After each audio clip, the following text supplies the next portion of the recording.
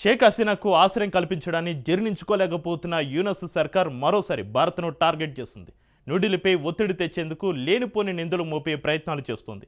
ఎప్పుడో 2009లో జరిగిన రైఫిల్స్ తిరుగుబాటుకు హసీనానే కారణమని ఆరోపించిన ఢాకా ఆ వివాదంలోకి భారత్ను లాగే ప్రయత్నం చేస్తుంది. రైఫిల్స్ తిరుగుబాటు సమయంలో 921 మంది భారతీయులు బంగ్లాదేశ్లోకి చొరబడ్డారని, వాళ్ళల్లో 67 మంది ఎక్కడ ఉన్నారో ఇప్పటికీ తెలియదంటూ ఫేక్ రిపోర్టు తెరపైకి తెచ్చింది. ఆ నివేదిక ఇచ్చింది ఎవరో కాదు, 2001లో 16 మంది బీఎస్ఎఫ్ జవాన్లను ఊచకోత కోసిన నరరూప రాక్షసుడు ఫజ్లుర్ రెహమాన్. ఆపరేషన్ సింధూర్ సమయంలో పాక్పై దాడి చేస్తే ఈశాన్య రాష్ట్రాలను ఆక్రమించుకుంటామని రెచ్చిపోయింది కూడా ఇతడే. ఇంతకు ఎవరి ఫజ్లుర్ రెహమాన్? 2009 రైఫిల్స్ తిరుగుబాటును ఇప్పుడే ఎందుకు తెరపైకి తెచ్చాడు? నాటి రివోల్ట్ వెనుక భారత హస్తం ఉందని ఆరోపించడం వెనుక వ్యూహం ఏంటి? Watch this. Target Sheikh Hasina, భారత్ను బ్లేమ్ చేస్తున్న బంగ్లాదేశ్.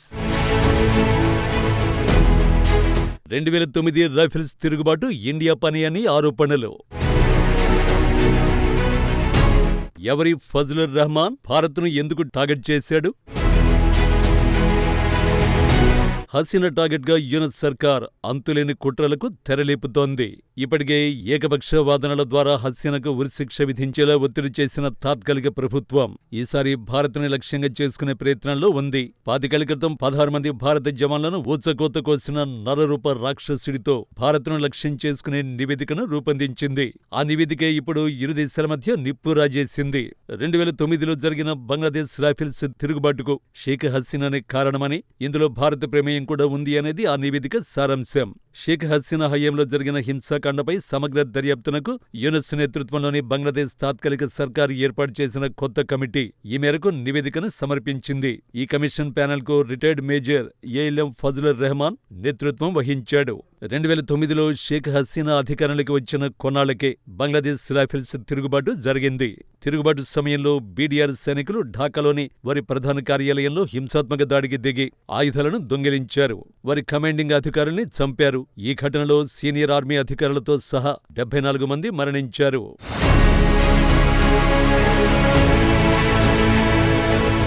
ఫజ్లుర్ రెహమాన్ సంచలన నివేదికలో చాలా అంశాలను ప్రస్తావించాడు.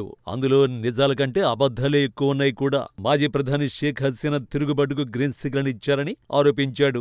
ఆనాడు ఆవామీ లీగ్ ఎంపీగా ఉన్న ఫజ్లెన్ నూర్ టాపోష్ నేతృత్వంలోనే ఈ దమనకాండ జరిగిందన్నారు. పైగా తిరుగుబాటులో విదేశీ శక్తి ప్రమేయం స్పష్టంగా కనిపించిందని, అది భారతదేశమే అని పేర్కొన్నాడు. రివోల్ట్ సమయంలో 921 మంది భారతీయులు బంగ్లాదేశ్లోకి చొరబడ్డారని, వాళ్లలో 67 మంది ఎక్కడున్నారో ఇప్పటికీ తెలియదు నివేదికలో పేర్కొన్నారు. నిజానికి హసీనా ప్రభుత్వ హయాంలో రైఫిల్స్ తిరుగుబాటుకు సైనిక వేతనాలు, గత ప్రభుత్వంలో వాళ్ల దీనావస్థలే కారణమని ప్రకటించుకుంది. అయితే ఫజ్లుర్ కమిషన్ మాత్రం దానిని అంతర్గత కుట్రగా అభివర్ణించింది. హసీనా ప్రభుత్వం సైన్యాన్ని బలహీనపరిచి తన అధికారాన్ని మరింతకాలం కొనసాగించాలనే ఉద్దేశంతో తిరుగుబాటును ప్రోత్సహించిందని పేర్కొంది. ఆమెకు మద్దతుగా భారత్ బంగ్లాదేశ్లో అస్థిరత సృష్టించడానికి ప్రయత్నించిందని ఆరోపించింది. ఈ నివేదిక తయారు చేసిన ఫజ్లుర్ రెహమాన్ ఎవరూ కాదు. ఆపరేషన్ సింధూర్ సమయంలో భారత్ కనుక పాకిస్తాన్పై దాడి చేస్తే తాము ఈశాన్య రాష్ట్రాలను ఆక్రమించుకుంటామంటూ హద్దు మీరింది ఇతడే. మన దేశానికి ఇతడితో తేల్చుకోవలసిన లెక్కలు చాలానే ఉన్నాయి.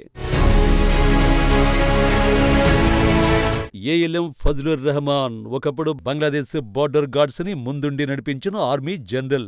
ఇతడికి భారత్ అంటే అస్సలు గిట్టదు. ఈ క్రమంలోనే 4 నెలల క్రితం భారత్పై విషం చిమ్మాడు. భారత్ కనుక పాకిస్తాన్పై దాడి చేస్తే ఈశాన్య రాష్ట్రాల్ని ఆక్రమించుకుంటామని బెదిరించాడు. అంతేకాదు, ఈ విషయంలో చైనాతో ఉమ్మడి సైనిక వ్యవస్థపై చర్చలు ప్రారంభించడం చాలా అవసరమని పేర్కొన్నాడు. దీంతో ఫజ్లుర్ రెహమాన్ పేరు రీసౌండ్ ఇచ్చింది. ఇతడు ఎంత కిరాతకుడో తెలియాలంటే ఒకసారి చరిత్రలోకి వెళ్లాలి. ఇండియాలోని మేఘాలయ, బంగ్లాదేశ్లోని సిల్హెట్ జిల్లాలోని తమాబిల్ ప్రాంతంలో ఉన్న పదువా గ్రామం భారత్ బంగ్లా మధ్య వివాదానికి కేంద్ర బిందువుగా ఉండేది. 1971 యుద్ధంలో భారత సైన్యం, బంగ్లాదేశ్ ముక్తి బాహిని ఈ ప్రాంతంలో శిక్షణ శిబిరాలను ఏర్పాటు చేశాయి. యుద్ధం తర్వాత భారత సరిహద్దు రక్షక బలగం అక్కడ ఓ సైనిక పోస్టు స్థాపించింది. 2001 ఏప్రిల్ 15వ తేదీ రాత్రి సుమారు 1000 మంది బంగ్లా రైఫిల్స్ పదువా గ్రామంలోకి ప్రవేశించారు. పదువా గ్రామంలోకి ప్రవేశించిన బంగ్లాదేశ్ రైఫిల్స్ గ్రామస్తుల్ని బెదిరించి ఈ భూమి భూమి బంగ్లాదేశ్కు చెందిందని పేర్కొన్నారు. దీంతో గ్రామస్తులు సమీపంలోని బీఎస్ఎఫ్ పోస్టుకు వెళ్లి సహాయం కావాలని కోరారు. కానీ బీఎస్ఎఫ్ వెంటనే స్పందించలేదు. దీంతో ఆ మరుసటి రోజు అంటే ఏప్రిల్ 16న బీడీఆర్ సైనికులు పదవ గ్రామాన్ని స్వాధీనం చేసుకుని బీఎస్ఎఫ్ పోస్టును చుట్టుముట్టారు. ఇందులో 31 మంది బీఎస్ఎఫ్ సైనికులు చిక్కుకున్నారు. రెండు వైపులా కాల్పులు జరపకుండా చర్చలు మొదలుపెట్టారు. చర్చలు కొలిక్కి రాకపోవడంతో భారత్ సుమారు 300 మంది సైనికుల్ని పదవ ప్రాంతంలో మోహరించింది. కానీ బంగ్లాదేశ్ సైనికులు గ్రామంలో తమ స్థానాన్ని బలోపేతం చేస్తూ బంకలను తవ్వారు. ఈ ఆక్రమణను ఇండియా అక్రమంగా ఆక్రమించిన భూమిని తిరిగి స్వాధీనం చేసుకోవడంగా సమర్థించింది. అయితే భారత్ ఈ చర్యను యథాతథ స్థితిని ఉల్లంఘించినట్టు ఖండించింది.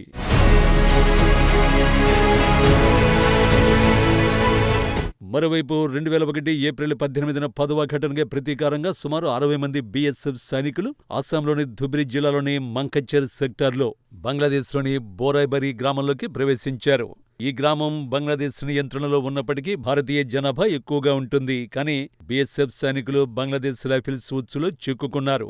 ఈ దాడిలో 16 మంది బీఎస్ఎఫ్ సైనికులు అమరులయ్యారు. బంగ్లా వైపు 3 సైనికులు మరణించారు. మన సైనికులు హత్యకు గురైన తర్వాత మృతదేహాలను గుర్తుపట్టలేని విధంగా ఛిద్రం చేశారు. కొందరినైతే చాలా దగ్గర నుంచి కాల్చి చంపారు. ఒక సైనికుడి మృతదేహాన్ని వెదురు కర్రలకు కట్టి ఊరేగించారు. అయితే బంగ్లాదేశ్ సర్కార్ మాత్రం బీఎస్ఎఫ్ జవాన్లను గ్రామస్తులే చంపారని వాదించింది. తర్వాత స్వీయ రక్షణ కోసం కాల్పులు జరిపినట్టు అంగీకరించింది. ఈ మారణకాండ వెనుక ఉన్న ఒకే ఒక వ్యక్తి ఏఎల్ఎం ఫజ్లుర్ రెహమాన్. మళ్లీ ఇన్నేళ్ల తర్వాత 2009 బంగ్లాదేశ్ రైఫిల్స్ తిరుగుబాటు వెనుక భారత హస్తం ఉందంటూ నివేదిక ఇచ్చి మనల్నే సవాల్ చేస్తున్నాడు. కానీ ఇప్పుడే ఈ నివేదికను తెరపైకి తేవడం వెనుక వ్యూహమేంటి? భారత్లో సేఫ్గా ఉన్న హసీనాను ఏదో రకంగా తమ దేశానికి రప్పించాలి, తర్వాత ఉరితీయాలి. అది కూడా 2026 ఫిబ్రవరి లోపే జరగాలి. ఎందుకంటే 2026 ఫిబ్రవరిలోనే బంగ్లాదేశ్లో ఎన్నికలు జరగబోతున్నాయి. ఆలోపు హసీనా అడ్డు తొలగించుకుంటే యూనస్ పని తేలికవుతుంది. కానీ భారత్లో ఉన్నంత వరకు హసీనాను టచ్ చేయడం యూనస్ సర్కార్ వల్ల కాదు.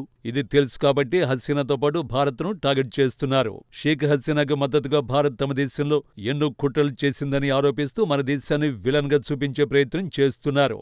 ఈ చర్యల ద్వారా హసీనాను అప్పగించేలా మన దేశంపై ఒత్తిడి తేవాలని అనుకుంటున్నారు. కానీ ఇలాంటి కుట్రల్ని తిప్పికొట్టడం భారత్కు కొత్తేం కాదు. కాబట్టి ఎప్పుడో ముగిసిపోయిన రైఫిల్స్ తిరుగుబాటు కహానీని ఎన్నిసార్లు తెరపైకి తెచ్చినా ఒరిగేదేమీ ఉండదు. పైగా ఈ ప్రయత్నాలు భారత్ బంగ్లాదేశ్ మధ్య ఉద్రిక్తతల్ని మరింత పెంచుతాయి.